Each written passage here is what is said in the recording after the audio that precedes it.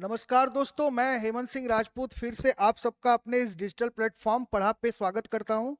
दोस्तों, पिछले कुछ दिनों से हम लोग लगातार जो है आपका कॉम्पिटिटिव एग्जाम का जो वीडियो है आपके यूपीपी का, वो सारा वीडियो हम लोग आपके यूट्यूब चैनल पर, जो हमारा पढ़ा चैनल है, उस पर हम लोग कंटिन्यूअस डाल रहे हैं। रीजनिंग का भी वीडियोज आपका जा रहा है और इसके साथ साथ आपका हिस्ट्री का वीडियो जा रहा है, मैथ का भी जा रहा है और स्टैटिक्स जीके हम लोगों ने अब स्टार्ट कर दिया है।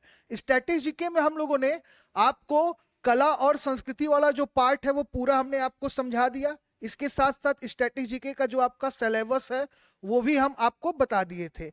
अब जो है चीजों को हम लोग बहुत जल्दी से कवर करने का प्रयास करेंगे और उस लेक्चर को सबसे पहले इंपॉर्टेंस देंगे जो आपके परीक्षा के दृष्टिकोण से ज्यादा महत्वपूर्ण है। ठीक, तो उस पोर्शन को हम लोग सबसे पहले क्या करेंगे, कवर करेंगे।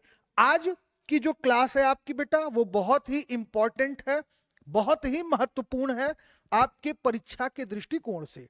यहां वाला जो सेक्टर है, इस सेक्टर से आपके हर परीक्षा में 2, 3, 4 संभावित आपके जो प्रश्न है वो परीक्षाओं में आपसे पूछे जाते हैं। समझ रहे हैं? तो आज हम लोग जिस पोर्शन पे डिस्कस करने वाले हैं वो आपका पुरस्कार और सम्मान। जैसे कि साहित्य का जो क्षेत्र है, विज्ञान का जो क्षेत्र है, कला का जो क्षेत्र है, संस्कृति का जो क्षेत्र है, अलग अलग क्षेत्रों में जो है अलग अलग प्रकार के पुरस्कार व्यक्तियों को प्रदान किया जाता है। अलग अलग सम्मान जो है वो व्यक्तियों को क्या किया जाता है, प्रदान किया जाता है। और वो सारी चीजें आपके परीक्षा के दृष्टिकोण से महत्वपूर्ण होती हैं। ठीक, तो उसी चीज पे आज हम लोग पॉइंट टू पॉइंट डिस्कशन करेंगे। इसका पीडीएफ भी आपको हमारे वीडियो के डिस्क्रिप्शन में जो नीचे आपका रहेगा टेलीग्राम चैनल, वहां से आप अपलोड कर सकते हैं। आपको पढ़ा ऐप हमने बता ही दिया है, वहां से भी आप इसको क्या कर सकते हैं, अपलोड कर सकते हैं। तो चलिए बिना समय गवाए हम लोग सीधे अपने टॉपिक पे आते हैं। और आज का जो टॉपिक है बेटा, हमने आपको बताया कि वो बहुत ही महत्वपूर्ण होने वाला है आपके परीक्षा के दृष्टिकोण से। तो आज जिस टॉपिक पे हम लोग डिस्कस करेंगे वो टॉपिक आपका है पुरस्कार एवं सम्मान, अवार्ड्स एंड ऑनर्स। इस पे हम लोग क्या करेंगे, डिस्कस करेंगे। ठीक, तो चलिए एक एक जो इंपॉर्टेंस बिंदु है उस पे हम लोग डिस्कशन स्टार्ट करते हैं। सभी लोग जो है ध्यान इधर करिए और सब लोग जो है कि जुड़ जाइए।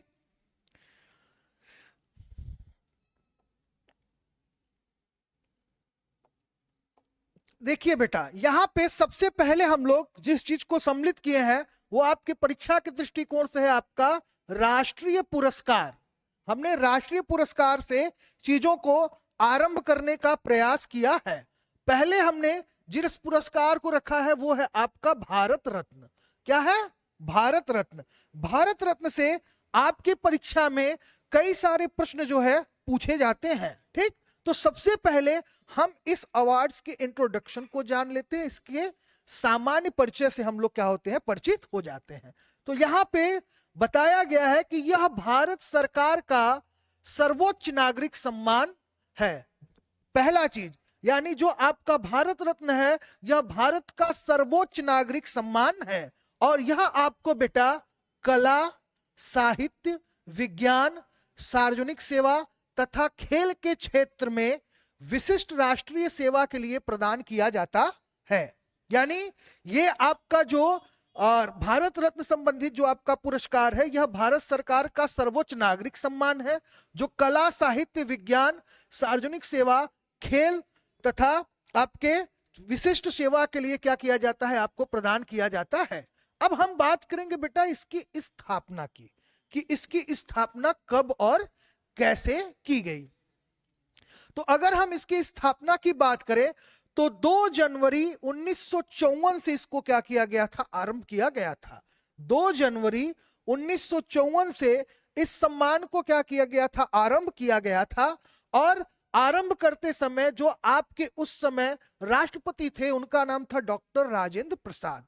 ये आपके स्वतंत्र भारत के पहले आपके क्या थे, राष्ट्रपति थे। तो यहां तक वाला जो पार्ट है वो आपके परीक्षा के दृष्टिकोण से इंपॉर्टेंट हो जाता है। इसकी स्थापना और इसके साथ साथ जो है आपका किसके समय पे इसको स्थापित किया गया था। ठीक, इसके बाद अगला पॉइंट आपको मैं बता दूं कि जब ये पुरस्कार आरंभ किया गया तो इसके बाद एक नई पार्टी आई बेटा, जिसका नाम था जनता पार्टी। कौन सा? जनता पार्टी। बात अगर जनता पार्टी की हम करें तो यह जो आपका राष्ट्रीय पुरस्कार था, इस पुरस्कार को उन लोगों ने 1977 में क्या किया था? बंद कर दिया था। यानी जनता पार्टी जो द्वारा राष्ट्रीय पुरस्कार की अगर हम बात करें तो राष्ट्रीय पुरस्कार जनता पार्टी के द्वारा 1977 में क्या किया गया था? बंद कर दिया गया था। यह भी आपसे परीक्षा में पूछा जा सकता है कि किस सरकार के शासनकाल में राष्ट्रीय पुरस्कार को बंद किया गया था। ठीक, तो यह भी आपसे परीक्षा के दृष्टिकोण से इंपॉर्टेंट है। इसके बाद वर्ष 1980 की बात करें तो वर्ष 1980 में जो है कांग्रेस सरकार ने इसे पुनः प्रारंभ कर दिया। यानी ये जो आपका पुरस्कार था, इसे कांग्रेस सरकार ने क्या किया? 1980 में क्या किया था? पुनः जो है आरंभ कर दिया था। इसके साथ ही इस पुरस्कार के अंतर्गत कोई धनराशि प्रदान नहीं की जाती। देखिए ये इसकी जो है विशेषता है, ये आप इसको समझ लीजिए। ये देखिए यह वह पुरस्कार है, यानी अगर हम राष्ट्रीय पुरस्कार की बेटा बात कर रहे हैं तो यहां पे ये जान लीजिए कि इस पुरस्कार के अंदर हमें कोई धनराशि प्रदान नहीं की जाती। ठीक, इसके मेडल पर एक पीपल के पत्ते पर सूर्य की छवि के साथ देवनागरी लिपि में भारत रत्न अंकित रहता है। समझ गए? जैसे कि अगर आपको मैं बताऊं तो आप देख सकते हैं, इस चित्र को आप देख सकते हैं। ठीक है, देखिए इस तरह का चित्र रहता है और इस चित्र पे क्या है आपका? भारत रत्न इस तरीके से देवनागरी लिपि में क्या किया गया रहता है? लिखा रहता है। तो इस तरीके का मेडल जो है भारत रत्न पुरस्कार जिसको प्रदान किया जाता है, इस तरह का जो है मेडल उसको क्या किया जाता है? प्रदान किया जाता है। ठीक, इसके बाद आगे चलते हैं। आगे हम आपको बताते हैं कि जैसे हमने आपको बताया कि इसके अंतर्गत क्या किया जाता है, आपका एक जो चिन्ह प्रदान किया जाता है वह क्या होता है? पीपल के पत्ते पर सूर्य की छवि के साथ देवनागरी लिपि में भारत रत्न लिखा रहता है। ठीक, एक इसकी और विशेषता है, एक चीज और जान लीजिए कि प्रारंभ में यह पुरस्कार, देखिए ये विशेषता है। अगर हम आपके राष्ट्रीय पुरस्कार की अगर हम भारत रत्न की बात कर रहे हैं तो प्रारंभ में यह पुरस्कार मरणोपरांत यानी मृत्यु के बाद नहीं दिया जाता था। ठीक, यानी अगर हम 1966 की बात करें तो 1966 से पहले यह पुरस्कार मृत्यु के उपरांत किसी व्यक्ति को प्रदान नहीं किया जाता था। लेकिन इसके बाद 1966 में सर्वप्रथम लाल बहादुर शास्त्री को यह पुरस्कार उनके मृत्यु के उपरांत क्या किया गया था? प्रदान किया गया था। तो यहां तक की चीजें आपका पूर्ण तरीके से क्या हो गया? स्पष्ट हो गया। ठीक, कि भारत रत्न की अगर हम बात करें राष्ट्रीय पुरस्कार के अंतर्गत, सबसे पहले हम लोग भारत रत्न वाले चीज को डिस्कस कर रहे हैं। भारत रत्न का शुभारंभ कब से हुआ और इसके साथ साथ किसके समय से हुआ, किस पार्टी के द्वारा इसको बंद किया गया, और इसके साथ साथ इस पुरस्कार की जो छवि होती है वो किस प्रकार की होती है, कैसी होती है, वो सारा चीज हम लोग क्या किए? डिस्कस कर लिए। इसके साथ कुछ और भी राष्ट्रीय पुरस्कार हैं जिसके बारे में हम आपको क्या करें? बता दें। तो अभी तो हम लोग भारत रत्न के बारे में हम लोग पढ़ रहे थे। ठीक, इसके साथ साथ आइए चलिए देख लेते हैं कि कौन से लोगों को भारत रत्न कब प्रदान किया गया। तो सबसे पहले नाम आता है आपका चक्रवर्ती राजगोपालाचारी जी का। यहां पे आप देखिए ये आपके परीक्षा के दृष्टिकोण से महत्वपूर्ण है कि ये पंडित जवाहरलाल नेहरू का जो समय था, जो आपके स्वतंत्र भारत के पहले प्रधानमंत्री थे। यहाँ पे नाम और उपनाम है। ठीक, पीडीएफ के लिए बहुत ज्यादा परेशान मत होइए, पीडीएफ आपको डिस्क्रिप्शन में मिल जाएगा। यहाँ पे आपका वर्ष है बेटा, और यहाँ पे आपका उनका विवरण है, और यहाँ पे भारतीय राज्य और देश की बात की गई है। ये सभी आपके परीक्षा के दृष्टिकोण से बहुत ज्यादा महत्वपूर्ण है। ठीक, तो चलिए आगे चलते हैं। आगे हम आपको बताते हैं कि चीजें कैसे किसको प्रदान की गई। तो सबसे पहले हम नाम लेते हैं चक्रवर्ती राजगोपालाचारी यानी राजा जी। इनकी बात करें तो 1954 में इनको क्या किया गया था, ठीक है, सबसे पहले क्या किया गया था, इनको भारत रत्न से सम्मानित किया गया था। और ये क्या थे, आपके स्वतंत्र भारत के द्वितीय गवर्नर एवं प्रथम भारतीय गवर्नर जनरल। एक तरीके से आपके गवर्नर जनरल की बात करें तो प्रथम गवर्नर जनरल आपके कौन थे, राजगोपालाचारी जी को क्या किया गया था, 1954 में ये आपका पुरस्कार प्रदान किया गया था। और इनका जो राज्य था वो क्या था, तमिलनाडु था। ठीक, दूसरे पॉइंट पे आते हैं। दूसरा पॉइंट है आपका डॉक्टर सर्वपल्ली राधाकृष्णन। 5 सितंबर शिक्षक दिवस इन्हीं के जन्म के उपलक्ष्य में मनाया जाता है। और इन्हें भी क्या किया गया था, 1954 में द्वितीय राष्ट्रपति एवं प्रथम उपराष्ट्रपति, इनका विवरण, इनका परिचय है। और ये भी तमिलनाडु, यानी इनको भी ये चीज क्या किया गया था, प्रदान किया गया था। यानी 1954 की अगर बेटा हम बात करें तो यहां पे हमारे पास 1, 2 और 3 जनों का नाम आता है। इसमें सबसे पहले आपके राजगोपालाचारी जी, सर्वपल्ली राधाकृष्णन और इसके साथ साथ डॉक्टर चंद्रशेखर वेंकट रमन। ये लोग जो है, अब देखिए यहां पे क्या है, यहां से भी प्रश्न बन जाता है, राजगोपालाचारी का जो है टाइटल, उनको राजा जी के नाम से बुलाया जाता है। यहाँ पे सर्वपल्ली राधाकृष्णन की बात करें तो इनके जन्म दिवस के रूप में शिक्षक दिवस मनाया जाता है। साथ ही अगर हम चंद्रशेखर वेंकट रमन जी की बात करें तो भाई इनका जो जन्म था वो 28 फरवरी था। और इस दिन को राष्ट्रीय विज्ञान दिवस के रूप में क्या किया जाता है, मनाया जाता है। तो यहाँ पे देखिए यह भौतिक में नोबेल पुरस्कार विजेता रमन से प्रभाव हेतु इनको भी, ये देखिए एक चीज और यहाँ पे मिल गया आपको कि इनको नोबेल पुरस्कार विज्ञान के क्षेत्र में जो है आपका अच्छा काम करने हेतु इनको क्या किया गया था, नोबेल पुरस्कार भी प्रदान किया गया था। साथ ही इनको साथ भारत रत्न से भी क्या किया गया था, सम्मानित किया गया था। इसी तरीके से अगर आगे देखा जाए तो आपका 1955 में देखा जाए तो 1955 में भी 3 लोगों का नाम आता है। कितने लोगों का नाम आता है, 3 लोगों का नाम आता है।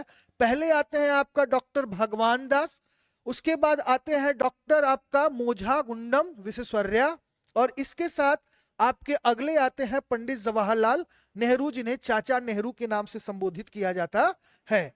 इनकी अगर बात की जाए तो ये लोग जो है, इनका जो स्थान था जो है आपके डॉक्टर भगवान दास की बात करें उत्तर प्रदेश, इसके बाद अगर विश्वेश्वरैया जी की बात की जाए तो कर्नाटक, और प्रधानमंत्री अगर पंडित जवाहरलाल नेहरू की बात की जाए तो ये भी उत्तर प्रदेश। ठीक, तो यहां पे देखिए डॉक्टर भगवान दास की बात करें तो ये है काशी विद्यापीठ के संस्थापक, और इसके साथ साथ अगर विश्वेश्वरैया जी की बात करें हम लोग तो ये भारतीय आपका आयोजना यानी इंडियन प्लानिंग कमीशन के एक तरीके से आपके क्या थे, जनक थे। पंडित जवाहरलाल की नेहरू की बात करें तो बेटा ये भारत के जो है स्वतंत्र भारत के पहले प्रधानमंत्री थे। तो ये सारी चीजें जो आपका ये पीडीएफ जो तैयार किया गया है वो परीक्षा के दृष्टिकोण से ही तैयार किया गया है, ताकि एक चीज में कम से कम शब्दों में ज्यादा से ज्यादा चीजें आपको क्या हो, प्रोवाइड हो जाए। ठीक, चलिए आगे चलते हैं और आगे हम लोग 1957 से चीजों को क्या करते हैं, देखते हैं। ठीक, तो यहां पे आते हैं और इसके बाद पंडित जवाहरलाल नेहरू के बाद नाम आता है आपका गोविंद बल्लभ पंत जी का, जिन्हें 1957 में क्या किया गया था, यह मेडल यानी यह भारत रत्न उनको क्या किया गया था, प्रदान किया गया था। अब ये दिया गया गृह मंत्री रहते हुए भारत रत्न प्राप्त करता उत्तर प्रदेश के प्रथम मुख्यमंत्री। ये थोड़ा सा इंपॉर्टेंट हो जाता है आपका, आपसे परीक्षा में पूछ सकता है कि ऐसा कौन सा व्यक्ति था जो गृह मंत्री रहते हुए भारत रत्न प्राप्त करता व्यक्ति है, तो कौन सा नाम आ जाएगा आपका, गोविंद बल्लभ पंत। कौन आ जाएगा, गोविंद बल्लभ पंत। और ये कहाँ के रहने वाले थे बेटा, उत्तर प्रदेश के आपके प्रथम आपके मुख्यमंत्री, उत्तराखंड के, ये वर्तमान में जो आपका उत्तराखंड है वहां से ये बिलोंग करते थे। ठीक, अगर हम जो अवार्ड्स का यानी इस रत्न का जो श्रृंखला आरंभ हुआ, और अगर हम 2022 तक आते हैं बेटा, तो 2022 में लगभग आपका क्या है 128 पद्म पुरस्कार क्या कर दिए गए हैं, प्रदान किए गए, जिसमें 2022 में जो है 128 पद्म पुरस्कार प्रदान किए गए, जिसमें 4 पद्म भूषण, 17 आपका पद्म और उसके बाद 107 पद्मश्री क्या किया गया था, प्रदान किया गया था। तो यहाँ पे अब हम लोग पढ़ लेते हैं कि पद्म भूषण और बाकी जो है पद्मश्री, ये सब चीजें क्या होती हैं। तो पहले मैं आपको बता देता हूं, फिर इससे जुड़े हुए इंपॉर्टेंट तथ्य को हम लोग डिस्कस करेंगे। तो हम बात करते हैं पद्म भूषण की। पद्म भूषण क्या है, तो यहां पे देखिए हमने लिखा है कि यह पुरस्कार, आपका दिया आगे देखिए, यह पुरस्कार किसी भी क्षेत्र में विशिष्ट और उल्लेखनीय सेवा के लिए प्रदान किया जाता है। यानी अगर हम आपके पद्म विभूषण की बात करें तो यह पुरस्कार किसी भी क्षेत्र में विशिष्ट और उल्लेखनीय सेवा के लिए प्रदान किया जाता है। यहीं पे अगर हम बात करते हैं पद्म भूषण की, हम बात करते हैं किसका बेटा, पद्म भूषण की अगर हम बात करें तो यहां पे दिया गया है कि यह पुरस्कार किसी भी क्षेत्र में उच्च स्तर की उत्कृष्ट सेवाओं के लिए प्रदान किया जाता है। इसमें सरकारी कर्मचारियों द्वारा की गई सेवाओं को भी क्या किया जाता है, सम्मिलित किया जाता है। तो दो चीजें हैं आपका, सबसे पहले हमने पद्म भूषण बताया, इसके बाद हमने आपको पद्म भूषण, और अब हम लोग बात करेंगे पद्मश्री की। पद्मश्री की अगर हम बात करें तो इसमें आपको बताया गया है कि किसी भी क्षेत्र में विशिष्ट योगदान के लिए दिया जाने वाला यह चौथा सबसे बड़ा राष्ट्रीय पुरस्कार है।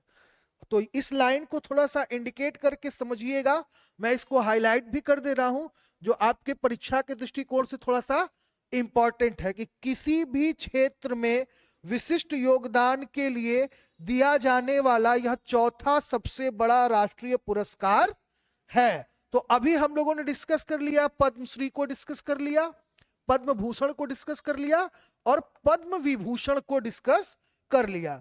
पद्म विभूषण की बात करें, हमने आपको बताया बेटा कि यह पुरस्कार किसी भी क्षेत्र में विशिष्ट और उल्लेखनीय सेवा के लिए प्रदान किया जाता है। दूसरा हमने आपको बताया कि यह पुरस्कार किसी भी क्षेत्र में उच्च स्तर की उत्कृष्ट सेवाओं के लिए प्रदान किया जाता है, जिसमें सरकारी कर्मचारी यानी जो सरकारी कर्मचारी हैं उनसे जो सेवाएं ली जाती है उसको भी शामिल किया जाता है। साथ ही अगर हम पद्मश्री की बात करें तो किसी भी क्षेत्र में विशिष्ट योगदान के लिए दिया जाने वाला यह चौथा सबसे बड़ा राष्ट्रीय पुरस्कार है। बेटा देखिए, ये सिलेबस की चीजें हैं, अगर आप इस पे एक बार फोकस कर लोगे और इसको एक बार अगर आप समझ लेते हो तो यहां से आपके बहुत सारे एग्जाम में क्वेश्चन क्या करते हैं, पुटअप करते हैं। तो पहले सिलेबस को देखो, सिलेबस को अगर फोकस नहीं करोगे तो कहा जाता है ना, तुम लोगों को बताए थे ना, पलट कर देखने वाले आगे बढ़ नहीं पाते। क्या बोले थे, पलट कर देखने वाले आगे बढ़ नहीं पाते, किताबें हुस्न पढ़ते हैं सिलेबस पढ़ नहीं पाते। तो यही तुम लोगों का हालत है। ठीक, चलो आगे चलते हैं। अभी हमने आपको बताया भारत रत्न से सम्मानित व्यक्तियों के बारे में हम लोग डिस्कस कर लिए थे। चलिए अब आगे चलते हैं और आगे इंपॉर्टेंट चीजों को हम लोग डिस्कस करते हैं। ठीक, तो ये आपका 2022 का डेटा है, इसमें से कुछ चीजें जो हम है आपको बता देते हैं। ये आपका है पद्म भूषण और पद्म विभूषण से संबंधित चीजें। ठीक, इसके बाद आपका है ये अलग अलग प्रधानमंत्रियों के टाइम का जो है विवरण दिया हुआ है डेटा। एक्चुअली बेटा जो पीडीएफ हम लोग तैयार करते हैं वो पीडीएफ आपका यूपीएससी लेवल तक के एग्जाम के लिए तैयार किया जाता है। तो मैं यहाँ आपसे केवल उन्हीं चीजों को डिस्कस करूंगा जो आपकी यूपीपी यानी उत्तर प्रदेश पुलिस और एसएससी जीडी की चीजों के लिए इंपॉर्टेंट है। बाकी मैं आपको वही डेटा प्रोवाइड करूंगा जो आपके लिए इंपॉर्टेंट है।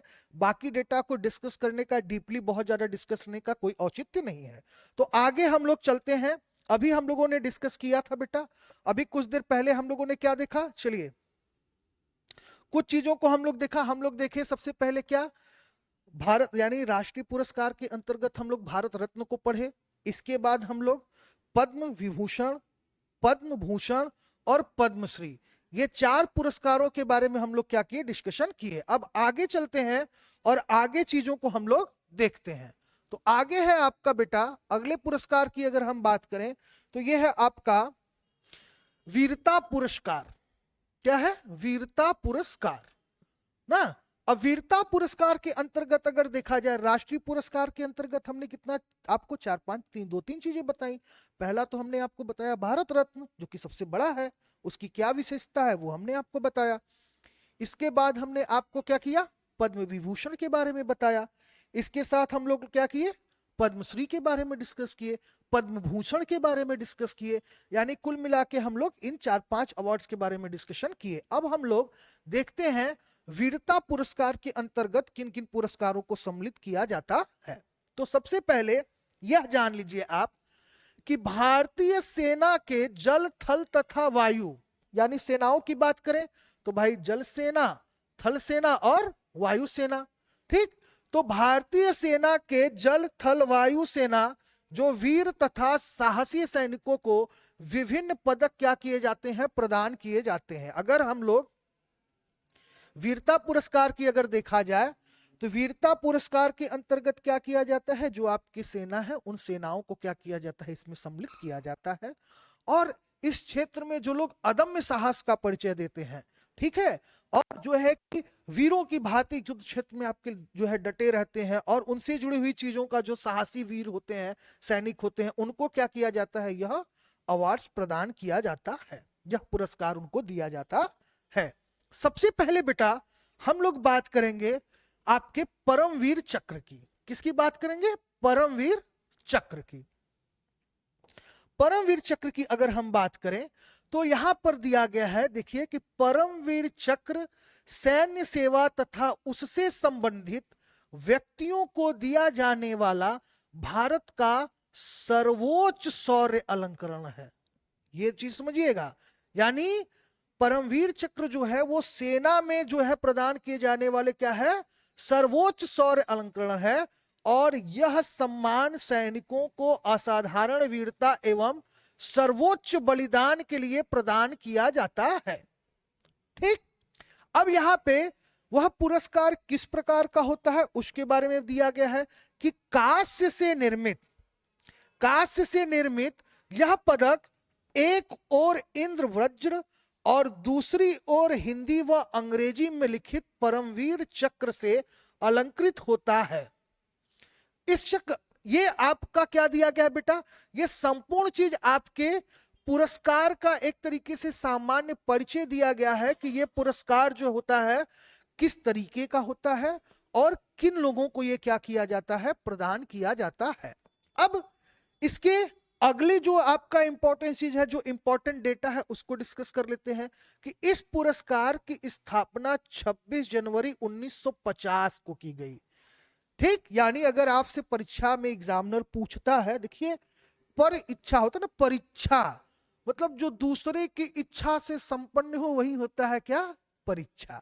तो एग्जामिनर आपसे कुछ भी पूछ सकता है, वो प्रश्न किसी भी तरीके से आपसे घुमा के पूछ सकता है, लेकिन आपका केवल एक ही लक्ष्य होना चाहिए कि आप उसका उत्तर सही दें। और सही उत्तर तभी दे पाएंगे जब आपको सही जानकारी होगा। समझ रहे हैं? चलिए आगे चलते हैं। हमने बताया कि परमवीर चक्र पुरस्कार का जो स्थापना है वो 26 जनवरी 1950 को किया गया था। और यह जो है पुरस्कार जो है मरणों उपरांत क्या किया जाता है? प्रदान किया जाता है। ठीक, यानी अगर इस तरीके से देखा जाए तो ये वाला जो पुरस्कार है आपका वो क्या किया जाता है बेटा? मरणों उपरांत प्रदान किया जाता है। साथ ही इससे जुड़े हुए कुछ और डेटा को हम लोग डिस्कस करते हैं। चलिए आगे चलते हैं और इस पुरस्कार से जुड़े हुए कुछ और चीजों को बताते हैं। यह दिया गया है कि यह पुरस्कार जो होता है सैनिक द्वारा अपनी कमीज के बाईं ओर, एक बार यूपीएससी के एग्जाम में पूछ दिया गया था कि परमवीर चक्र जो होता है वो सैनिक के किस कंधे की तरफ लगाया जाता है, बाएं की दाएं? तो देखिए हमने कहा ना एग्जामिनर आपसे कुछ भी पूछ सकता है, इसलिए किसी भी डेटा को मिस मत करिए। हर डेटा पे आपका क्या होना चाहिए? फोकस होना चाहिए। ठीक, पीडीएफ के लिए बहुत ज्यादा परेशान मत होइए। पीडीएफ आपको हमारे टेलीग्राम चैनल पे भी मिल जाएगा। गूगल प्ले स्टोर से अगर आप पढ़ा ऐप डाउनलोड कर लेते हैं बेटा तो वहां भी मटेरियल में आपको पीडीएफ मिल जाएगा। फिलहाल आप हमारे चैनल के साथ बने रहे, वीडियो को देखते रहे और चीजों को अच्छे से समझने का प्रयास करें। जैसे हमने आपको बताया कि इस पुरस्कार में सैनिकों द्वारा अपनी कमीज के बाईं ओर बैगनी रंग का रिबन लगाया जाता है। किसका रिबन लगाया था? बैगनी रंग का जो है वो रिबन लगाया जाता है। तो एक डेटा, एक पुरस्कार का हमारा यहाँ पे डिस्कस हो गया। यानी परमवीर चक्र की बात हम करें आपका, तो परमवीर चक्र कब, कैसे और किस तरीके से प्रदान किया जाता है, ये सारी चीजें आपका हमने बता दिया। यह पुरस्कार कैसा है, किस तरीके का है, ये सारी चीजें हमने आपको बता दी है। अब हम लोग बात करते हैं अगले पुरस्कार का, जिसका नाम है महावीर चक्र। तो चलिए अब हम लोग बात करते हैं महावीर चक्र की। महावीर चक्र, देखिए ये भी महावीर चक्र की बात करें तो यह भी पुरस्कार, देखिए वीरता के क्षेत्र में दिया जाने वाला दूसरा, पहला पूछे तो परमवीर चक्र, दूसरा पूछे तो कौन सा? महावीर चक्र। और यह भी क्या किया जाता है? जल थल वायु सेना में उत्कृष्ट कार्य करने के लिए प्रदान किया जाता है। यानी हम क्या करते हैं, अब ये भी सैनिक सेना के क्षेत्र में प्रदान किया जाने वाला है, साथ ही जल थल और वायु सेना में प्रदान किया जाता है। अब ये किस प्रकार का होता है? तो यहां पे दिया गया है कि यह गोलाकार आकृति का चांदी से निर्मित होता है। किससे निर्मित होता है बेटा? चांदी से निर्मित होता है, जिसमें एक और 5 कोण वाले सितारों के मध्य राष्ट्र चिन्ह अंकित होता है। यानी आपका दिया है 5 कोण वाले सितारे के मध्य राष्ट्रीय चिन्ह क्या होता है? अंकित होता है। जबकि दूसरी ओर कमल और हिंदी और अंग्रेजी में महावीर चक्र लिखा होता है। तो ये आपका महावीर चक्र का इंपॉर्टेंट डेटा हो गया। आज से आप बिल्कुल याद कर लीजिएगा कि महावीर चक्र क्या होता है और किस क्षेत्र में कैसे ये प्रदान किया जाता है और ये किस तरीके का होता है। अब हम लोग इसी में तीसरे पुरस्कार को डिस्कस करेंगे, और तीसरा पुरस्कार है बेटा वीर चक्र। क्या है आपका? वीर चक्र। तो अब तीसरा वीर चक्र है और अगला जो है आपका वो है अशोक चक्र है। तो एक एक चीज को हम लोग डिस्कस करेंगे। पहले वीर चक्र को हम लोग देखते हैं कि वीर चक्र जो है तीसरा सबसे बड़ा वीरता पुरस्कार है, जो चांदी से निर्मित होता है। इसके एक और 5 कोण वाला सितारा होता है एवं अशोक चक्र और दूसरी ओर 2 कमल अंकित होता है। यानी अगर वीरता चक्र की हम बात करें तो ये तीसरा सबसे बड़ा वीरता पुरस्कार है, साथ ही 5 कोण वाला सितारा एवं अशोक चक्र और दूसरी ओर 2 कमल अंकित इस पे क्या होते हैं। अब यहाँ पे अशोक चक्र को हम लोग समझ लेते हैं कि अशोक चक्र क्या होता है। अशोक चक्र यह शांति काल का सर्वोच्च वीरता पुरस्कार है। तो अगर कभी आपसे पूछे कि भाई वीरता के क्षेत्र में शांति काल में जो प्रदान किया जाता है वो पुरस्कार कौन सा है, तो हम उसको कह सकते हैं कि यह अशोक चक्र है। और यह भी आपका देखिए जल सेना, थल सेना और वायु सेना में साहस, पराक्रम, आत्म बलिदान का जो है अत्यंत सराहनीय कार्य करने के लिए क्या किया जाता है? प्रदान किया जाता है। ठीक, तो अगर हम इसकी बात करें तो ये भी आपके सेना में प्रदान किए जाने वाला पुरस्कार है। यहाँ पे कुछ इंपॉर्टेंस डेटा दिया हुआ है जिसके बारे में हम आपको बता दें। तो देखिए यहां दिया है कि वीरता पुरस्कार 1921 का डेटा दिया गया है और 1923 का डेटा दिया गया है और 2021 का और 2023 का दिया गया है। ठीक, तो चलिए हम लोग 2023 वाले पर हम लोग ज्यादा फोकस करेंगे, 21 वाली भी चीजें हम आपको बता दे रहे हैं। तो अगर हम महावीर चक्र की बात करें तो 2021 में जो है कर्नल विकुमल्ला संतोष बाबू को मरणोपरांत दिया गया था। वही अगर वीर चक्र की हम बात करें तो ये 21 में नायक सूबेदार नंदूराम सोरेन को मरणोपरांत दिया गया, साथ ही हवलदार के पिलानी, हवलदार तेजिंदर सिंह, नायक दीपक सिंह और सिपाही गुरु तेज सिंह को क्या किया गया था? प्रदान किया गया था।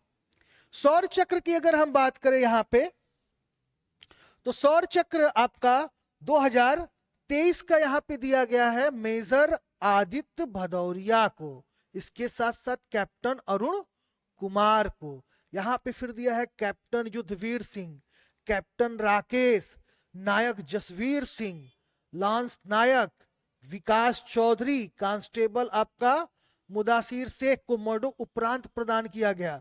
ग्रुप कैप्टन योगेश्वर, संदीप कुमार, उसके बाद विक्की कुमार, विजय ओरान्य, आनंद सिंह, सुनील कुमार, कृष्णाराव कोंडलकर, इन सभी को 2023 में क्या किया गया था, शौर्य चक्र से जो है क्या किया गया था, सम्मानित किया गया था। ऐसे ही अगर हम कीर्ति चक्र की बात करें तो 2023 का डेटा दिया गया है।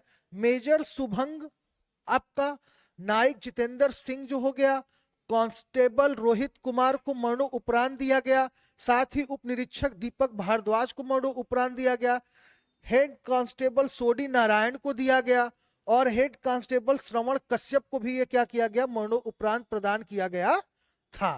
तो ये आपका 2023 का डेटा था जो लोगों को क्या किया गया, प्रदान किया गया था। ठीक, इसके बाद बेटा देखा जाए तो ये वीरता पुरस्कार से रिलेटेड जितने भी पुरस्कार हैं वो हमने आपको बता दिया। जैसे हमने आपको बताया बेटा कि वीरता पुरस्कार के अंतर्गत आपका परमवीर चक्र, महावीर चक्र, उसके बाद आपका वीर चक्र और अशोक चक्र, ये सभी क्या किए जाते हैं, प्रदान किए जाते हैं। अब चलिए अगले पार्ट की तरफ चलते हैं और अगले चीज को हम लोग क्या करते हैं, डिस्कस करते हैं।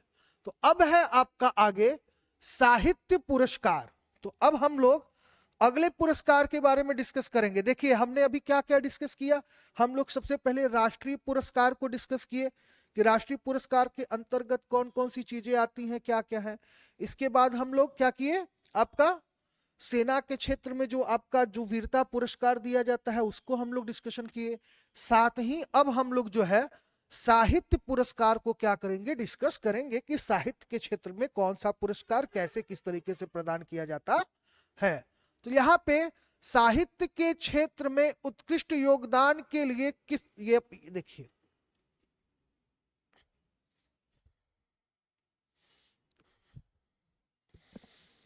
तो अब हम लोग पढ़ेंगे कि साहित्य के क्षेत्र में जो पुरस्कार प्रदान किया जाता था वो कैसे किसको प्रदान किया जाता है। तो दिया है साहित्य के क्षेत्र में उत्कृष्ट योगदान के लिए किस पुरस्कार के स्तर। तो देखिए यहाँ पे प्रश्न की तरह दिया है, तो पहले जान लीजिए साहित्य के क्षेत्र में उत्कृष्ट योगदान के लिए क्या किया गया था, ज्ञानपीठ पुरस्कार की स्थापना की गई थी और इस पुरस्कार की स्थापना जो हुई थी वो हुई थी 1965 में।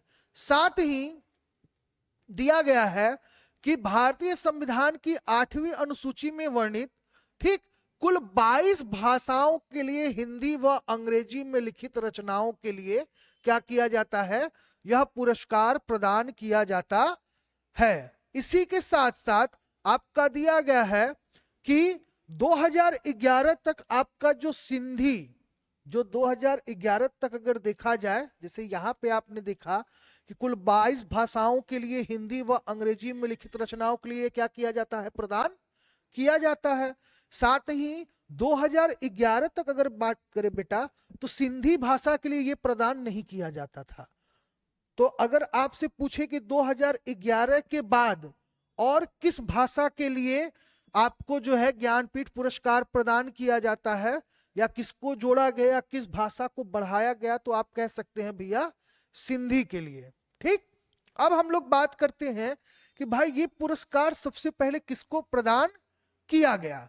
तो वर्ष 1965 में जब ज्ञानपीठ पुरस्कार की स्थापना हुई, ठीक, यानी वर्ष 1965 में जब ज्ञानपीठ पुरस्कार की स्थापना हुई तो उस समय गोविंद शंकर कुरूप को, किसको, गोविंद शंकर कुरूप को ओडक्कू झाल जो मलयालम का एक उनका जो है रचना था उसके लिए क्या किया गया था, प्रदान किया गया था।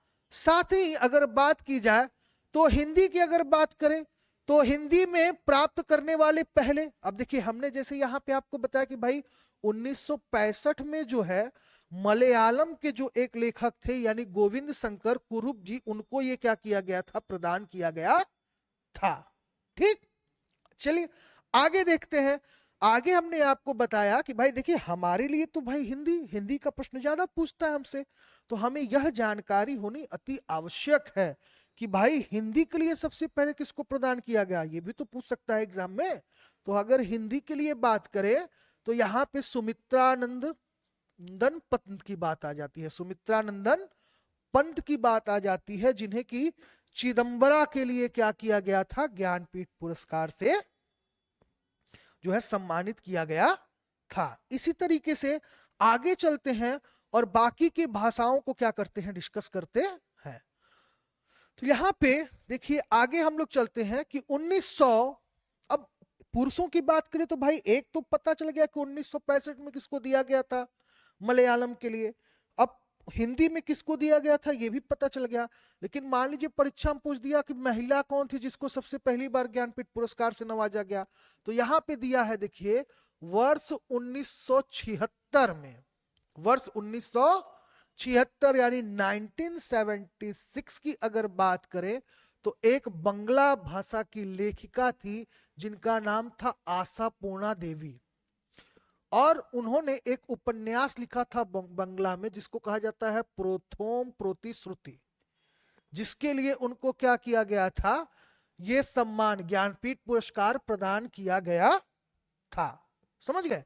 अब हम लोग बताते हैं कि और भी इससे जुड़ी ज्ञानपीठ पुरस्कार से चीजें जो आपका इंपॉर्टेंट है उसको हम लोग क्या करते हैं, डिस्कस करते हैं। ठीक, तो यहां पे देखिए इंपॉर्टेंट डेटा है वर्ष 2022 और वर्ष 2023 के लिए क्रमशः 57वां और 58वां ज्ञानपीठ पुरस्कार की घोषणा वर्ष 2022 के लिए कोंकणी साहित्यकार दामोदर माउजो तथा वर्ष 2023 के लिए मलयालम साहित्यकार मधुसूदनन नायर को दिए जाने की घोषणा की गई थी।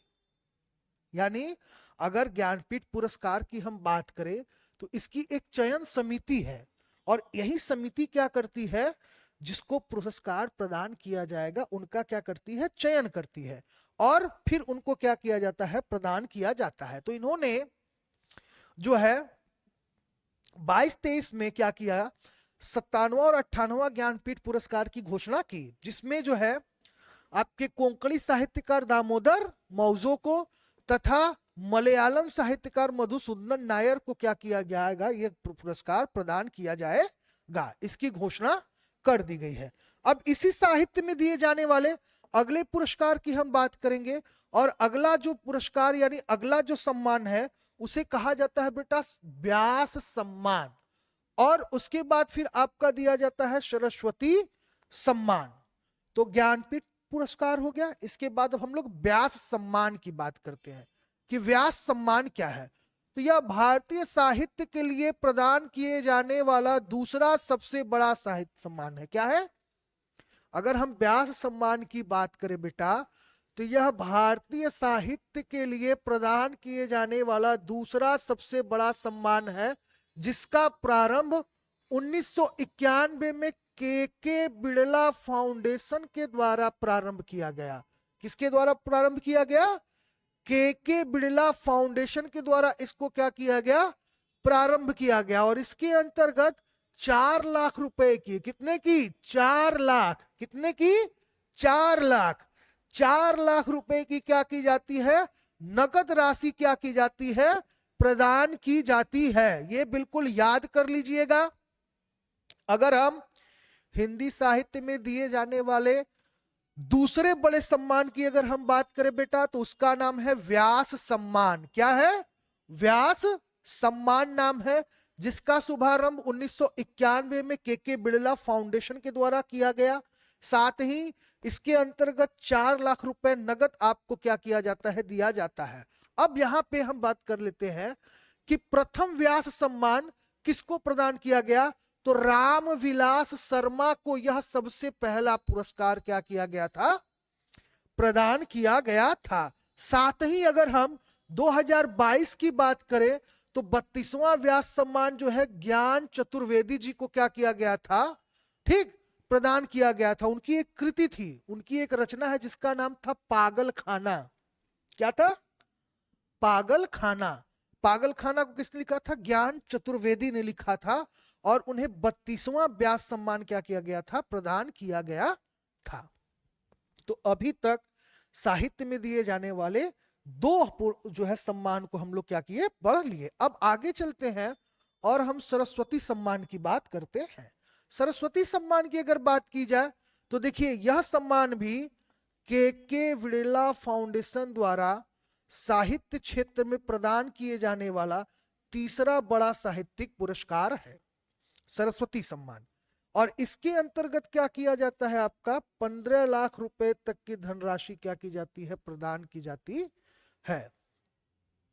ठीक। और ये सबसे पहला पुरस्कार जो था वो किसको, हरिवंश राय बच्चन को प्रदान किया गया था। किसको, हरिवंश राय बच्चन को ये पुरस्कार सबसे पहले प्रदान किया गया था। इसके साथ वर्ष 2022 के डेटा की बात करें तो 32वां सरस्वती सम्मान तमिल लेखिका शिव शंकरी को उनकी कृति सूर्यवंशम, उनकी एक कृति है किसकी, आपके शिव शंकरी जी का एक जो है कृति है जिसका नाम है सूर्यवंशम, के लिए इनको क्या किया गया था, पुरस्कार प्रदान किया गया था। कौन सा सम्मान, सरस्वती सम्मान इनको प्रदान किया गया था। तो यहाँ पे 3 सम्मान के बारे में हम लोग बात कर लिए। पहला ज्ञानपीठ पुरस्कार, दूसरा आपका व्यास सम्मान, तीसरा हम लोगों ने डिस्कस कर लिया सरस्वती सम्मान। अब हम लोग और भी पुरस्कार के बारे में बात करेंगे जो कि परीक्षाओं में हमसे क्या किया जाता है, पूछा जाता है। तो अगला है आपका बेटा साहित्य अकादमी पुरस्कार। ये क्या है आपका, साहित्य अकादमी पुरस्कार। तो साहित्य अकादमी पुरस्कार की अगर हम बात करें तो ये वर्ष 1954 में क्या किया गया था, स्थापित पुरस्कार।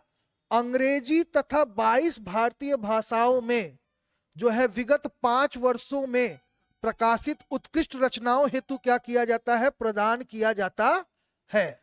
देखिएगा इस पुरस्कार के बारे में एक जो है सामान्य परिचय यहाँ पे बताया गया है बेटा, इसको अच्छे से समझ लीजिए कि वर्ष 1954 में स्थापित यह पुरस्कार अंग्रेजी तथा 22 भारतीय भाषाओं में विगत 5 वर्षों में प्रकाशित उत्कृष्ट रचनाओं हेतु प्रदान किया जाता है। इस पुरस्कार में, अब इस पुरस्कार में क्या किया जाता है, तो इसमें आपको 1 लाख रुपए दिया जाता है नगद, और साथ ही आपको कांस्य की स्मृति क्या की जाती है, प्रदान की जाती है। तो आपको कांस्य की स्मृति दी जाती है, इसके साथ साथ 1 लाख रुपए आपको क्या किया जाता है, प्रदान किया जाता है। तो यहाँ पे हम लोग जो है कुछ पुरस्कारों के बारे में डिस्कशन कर लिए। जैसे हम लोग सबसे पहले बेटा राष्ट्रीय पुरस्कार के बारे में डिस्कस किए, ठीक। इसके बाद हम लोग क्या किए, आपका वीरता पुरस्कार के बारे में डिस्कशन किए, ठीक। और इसके बाद हम लोग साहित्यिक पुरस्कार के बारे में डिस्कशन किए। अब हम लोग बात करेंगे इससे जुड़े हुए कुछ और चीजों के बारे में। देखिए जितनी भी डेटा आपको बताई जा रही है, जो भी चीजें आपको बताई जा रही है, वो सभी चीजें आपके परीक्षा के दृष्टिकोण से बेटा बहुत ही इंपॉर्टेंट है। तो आप उन चीजों को बहुत अच्छे से जो है आप यहां से समझा करिए और पढ़ा करिए, ठीक। चलिए आगे चलते हैं और आगे डिस्कस करते हैं राष्ट्रीय आपका साहित्यिक अकादमी पुरस्कार 2022 का डेटा यहाँ पे दिया हुआ है, ठीक। तो 2022 का जो डेटा दिया हुआ है आपका ये सामने है, आप देख लीजिए। हम आपको बताते हैं क्योंकि आपका 24 वाला डेटा, अभी 23 वाला डेटा तो आया नहीं होगा, तो हो सकता है आपसे परीक्षा में 22 वाला डेटा पूछ दे, ठीक। तो वो सारी चीजें हम आपको एक बार बता देते हैं। साहित्य अकादमी पुरस्कार 2022 की अगर बात करें तो आपका, हमने कहा 22 भाषाओं में, हमारे लिए केवल हिंदी ही इंपॉर्टेंट है, तो हम लोग पहले हिंदी पे ही क्या करेंगे, फोकस करेंगे, और वहीं से हमसे प्रश्न जो है पूछेगा। तो बद्री नारायण का नाम आता है, लेखक आपके बद्री नारायण है। तुमड़ी के शब्द कविता संग्रह, कौन सा है, तुमड़ी के शब्द कविता संग्रह के लिए इनको क्या किया गया, 2022 का राष्ट्रीय अकादमी पुरस्कार क्या किया गया, प्रदान किया गया। बाकी भाषाओं के बारे में बहुत ज्यादा डिस्कशन करने की आवश्यकता नहीं है, ठीक। अब आगे चलते हैं हम लोग और बात करते हैं आगे के पुरस्कार के बारे में। तो अगला पुरस्कार है आपका इंदिरा गांधी शांति निशस्त्रीकरण एवं विकास पुरस्कार। ठीक, तो अगला पुरस्कार है आपका इंदिरा गांधी शांति एवं निशस्त्रीकरण एवं विकास पुरस्कार। तो इस पुरस्कार की बात करें तो देखिए, यह पुरस्कार भारत सरकार के द्वारा वर्ष 1986 में स्थापित किया गया था। यानी 1986 में क्या किया गया था बेटा, इस पुरस्कार को स्थापित किया गया था, जो अंतरराष्ट्रीय, देखिए इस पुरस्कार की विशेषता क्या है, पहले इस चीज को समझिए। तो ये आपका है अंतरराष्ट्रीय शांति तथा निरस्त्रीकरण एवं विकास के लिए आपको ये पुरस्कार दिया जाता है। इसके अंतर्गत 25 लाख की सम्मान राशि, ट्रॉफी व प्रशस्ति पत्र आपको क्या किया जाता है, प्रदान किया जाता है। किसके अंतर्गत, हम लोग अगले पुरस्कार की बात कर रहे हैं, किसका, इंदिरा गांधी शांति, ठीक है, पुरस्कार और एवं विकास पुरस्कार की बात करें तो इसके अंतर्गत क्या किया जाता है, देखिए आपका 25 लाख तक का क्या किया जाता है, राशि प्रदान किया जाता है, साथ में ट्रॉफी एवं आपको एक प्रशस्ति पत्र क्या किया जाता है, प्रदान किया जाता है। कुछ और भी चीजें जुड़ी हैं जो इसके बारे में हम लोग डिस्कस कर लेते हैं। ठीक, अब आता है आपका, देखिए गांधी शांति एवं निशस्त्रीकरण एवं विकास पुरस्कार 21 का डेटा दिया गया है। और ये जो है गांधी शांति पुरस्कार कमजोर वर्ग के बच्चों के लिए गुणवत्तापूर्ण शिक्षा उपलब्ध कराने के लिए समर्पित संस्थान को दिया जाता है। यानी यह पुरस्कार जो होता है बेटा, ये क्या किया जाता है, जो आपके कमजोर वर्ग के बच्चे हैं उनकी गुणवत्तापूर्ण शिक्षा उपलब्ध कराने के लिए समर्पित जो संस्थाएं होती हैं, उन संस्थाओं को क्या किया जाता है, ये प्रदान किया जाता है। आगे अब हम लोग बात करेंगे अगले पुरस्कार का, जिसको कहा जाता है राष्ट्रीय फिल्म पुरस्कार, नेशनल फिल्म अवार्ड। तो राष्ट्रीय फिल्म पुरस्कार की अगर हम बात करें तो दिया है, देखिए फिल्म के क्षेत्र में प्रदान किए जाने वाले इन राष्ट्रीय पुरस्कारों को वर्ष 1954 से प्रारंभ किया गया था। यानी फिल्म के क्षेत्र में जो आपका राष्ट्रीय पुरस्कार प्रदान किया जाता है वो आपको प्रदान किया जाता है कब से, 1954 से प्रदान किया जाता है। इसके साथ साथ यहाँ पे 68वें राष्ट्रीय फिल्म पुरस्कार 22 का जो है वर्णन किया गया है। तो आगे चलते हैं और आगे इसमें इसके डेटा को हम लोग क्या करते हैं, डिस्कस करते हैं। तो पहले देखिए आपको बता दें 2022 की चीजें दी गई हैं। 68वें फिल्म पुरस्कार 2022 22 जुलाई 2022 को फिल्म समारोह निदेशालय द्वारा आपके 68वें फिल्म पुरस्कारों की घोषणा की गई। इस वर्ष सर्वाधिक फिल्म अनुकूल राज्य के पुरस्कार सिक्किम को प्रदान किए जाने की घोषणा की गई। पुरस्कारों का विवरण निम्नलिखित है। सर्वश्रेष्ठ फिल्म की अगर बात करें, ठीक है, स्वर्ण कमल यानी आपका सुरारी पट्टू जो है तमिल फिल्म, उसके लिए दिया गया था। ठीक, तो ये आपका 2022 का डेटा था जो कि आपके राष्ट्रीय फिल्म फेयर से जो है आपका रिलेटेड है। कुछ और इंपॉर्टेंट चीजें हैं जो अभी हम लोग इससे डिस्कस कर लेते हैं, जहां से प्रश्न बनते हैं। जैसे दिया है कि दादा साहब फाल्के पुरस्कार किससे संबंधित है, तो बेटा दादा साहब फाल्के पुरस्कार जो है ये 1969 से शुरू किया गया और ये भारतीय सिनेमा के विकास में योगदान पर क्या किया जाता है, फिल्म जगत का सर्वश्रेष्ठ पुरस्कार माना जाता है और प्रदान किया जाता है। ठीक, इसके साथ दिया है कि दादा साहब फाल्के पुरस्कार के अंतर्गत कितनी धनराशि प्रदान की जाती है। तो यहां पे देखिए दादा साहब फाल्के पुरस्कार की अगर हम बात करें तो 10 लाख रुपए, एक स्वर्ण कमल और एक फाल्के प्रशस्ति जो है आपको प्रदान किया जाता है। ठीक, अब यहां पे दिया है कि देखिए सर्वप्रथम ये पुरस्कार किसको प्रदान किया गया। अभी हम लोग दादा साहब फाल्के पुरस्कार के बारे में डिस्कशन कर रहे हैं। दादा साहब फाल्के पुरस्कार फिल्म जगत से संबंधित है और यह पुरस्कार सबसे पहले जो दिया गया वो दिया गया देविका रानी रोटिक को। किसको दिया गया, देविका रानी रोटिक को प्रदान किया गया। इसके साथ साथ दादा साहब फाल्के पुरस्कार भारत सरकार के किस मंत्रालय के द्वारा दिया जाता है? अगर ये आपसे प्रश्न पूछे तो आप कह सकते हैं सूचना एवं प्रसारण मंत्रालय के द्वारा यह पुरस्कार क्या किया जाता है? प्रदान किया जाता है। तो यहां पे हम लोग एक और पुरस्कार से संबंधित डेटा को क्या कर लिए? डिस्कस कर लिए।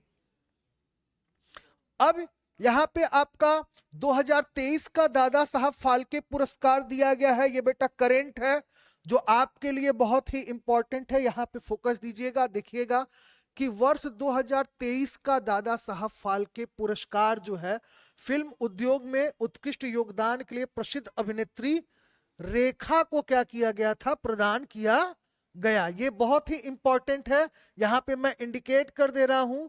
ठीक, इसको आप एक बार अच्छे से पढ़ लीजिएगा। वर्ष 2023 का दादा साहब फाल्के पुरस्कार फिल्म उद्योग में उत्कृष्ट योगदान के लिए अभिनेत्री रेखा को क्या किया गया है? प्रदान किया गया है। तो यहां तक हम लोग फिल्म पुरस्कार से जितनी भी चीजें हैं उसको हम लोग डिस्कस कर लिए। तो यहां पे जो है अब आगे हम लोग क्या करेंगे बेटा कि आगे हमारा है अन्य राष्ट्रीय पुरस्कार। तो यहां पे जो है अन्य राष्ट्रीय पुरस्कार जो है इसको हम लोग अपने अगले लेक्चर में क्या करेंगे? डिस्कस करेंगे। आज के लेक्चर में एक बार मैं फिर से आपको बता देता हूं, हम लोगों ने राष्ट्रीय पुरस्कार को डिस्कस किया जिसमें हम लोग भारत रत्न और बाकी पद्मश्री, पद्म भूषण, पद्म विभूषण को डिस्कस किए। इसके बाद सेना यानी सेना के क्षेत्र में कौन कौन से प्रदान किए जाते हैं? वीरता पुरस्कार के अंतर्गत आपका परमवीर चक्र, महावीर चक्र, शौर्य चक्र, अशोक चक्र के बारे में डिस्कशन किए। इसके साथ साथ हम लोग साहित्य अकादमी के में कौन कौन सा कैसे किया जाता है, साहित्य के क्षेत्र में ज्ञानपीठ, सरस्वती, व्यास, इन सारे पुरस्कारों के बारे में डिस्कशन किए। तो अभी तक जो है आपका करेंट के साथ साथ बाकी की जो चीजें थी पुरस्कार से संबंधित, वो संपूर्ण चीजें हमने आपको परीक्षा के दृष्टिकोण से बताया है और यह लेक्चर आपके लिए बहुत ही महत्वपूर्ण है। तो पहला पार्ट हमारा आपका क्लियर हो गया है। हम लोग दूसरे पार्ट के साथ आपसे पुनः जल्द से जल्द मिलेंगे। तो आप लोग हमारे चैनल को सब्सक्राइब कर लें बेटा, लाइक कर लें और हमारे चैनल के साथ जुड़े रहें ताकि आपको जल्द से जल्द बेहतर से बेहतर चीजें हम लोग यहां से आपको प्रोवाइड कर सके, ताकि आपको एक बार यहां जुड़ने के बाद किसी अन्य चैनल या किसी अन्य व्यक्ति से पढ़ने की आवश्यकता ना हो। तो ढेरों शुभकामनाएं आप सबको, आप जीवन में खूब सफल हो, तरक्की करें। जय हिंद, जय भारत।